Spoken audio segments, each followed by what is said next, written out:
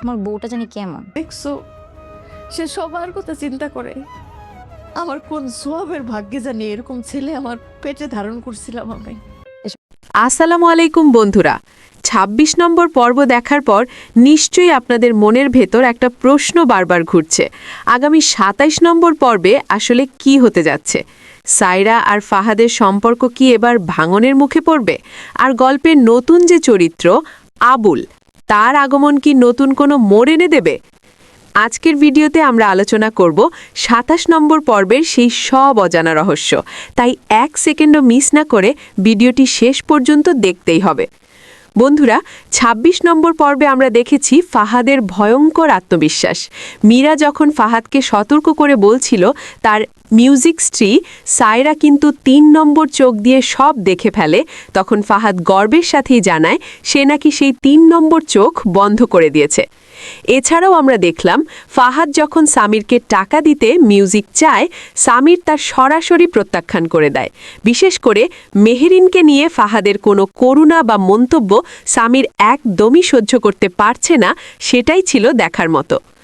অন্যদিকে মেহেরিন আর তার শাশুড়ির সম্পর্ক দিন দিন আরও মধুর হয়ে উঠছে। শাশুড়ি যখন মেহেরিনকে আগলে রাখছেন এবং সবার সামনে তার প্রশংসা করছেন, ঠিক তখনই সায়রার চোখে মুখে হিংসে আর অস্বস্তি স্পষ্ট হয়ে উঠছে। বাড়ির সবাই মেহেরিনকে নিয়ে ব্যস্ত থাকায় সায়রা এখন নিজেকে ভীষণ একা অনুভব করছে। ফারহানা আর তার বাবার সেই আবেগঘন পুনর্মিলন আজকের ভিডিওতে আমরা আলোচনা করব ২৭ নম্বর পর্বের সেই সব অজানা রহস্য। তাই এক সেকেন্ডও মিস না করে ভিডিওটি শেষ পর্যন্ত দেখতেই হবে। বন্ধুরা, ২৬ নম্বর পর্বে আমরা দেখেছি ফাহাদের ভয়ঙ্কর আত্মবিশ্বাস।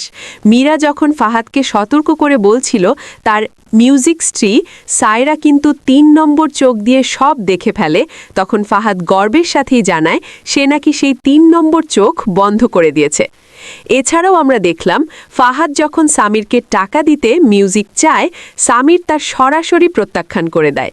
বিশেষ করে মেহেরিনকে নিয়ে ফাহাদের কোনো করুণা বা মন্তব্য সামির একদমই সহ্য করতে পারছে না, সেটাই ছিল দেখার মতো। অন্যদিকে মেহেরিন আর তার শাশুড়ির সম্পর্ক দিন দিন আরও মধুর হয়ে উঠছে। শাশুড়ি যখন মেহেরিনকে আগলে রাখছেন এবং সবার সামনে তার প্রশংসা করছেন, ঠিক তখনই সায়রার চোখে মুখে হিংসে আর অস্বস্তি স্পষ্ট হয়ে উঠছে।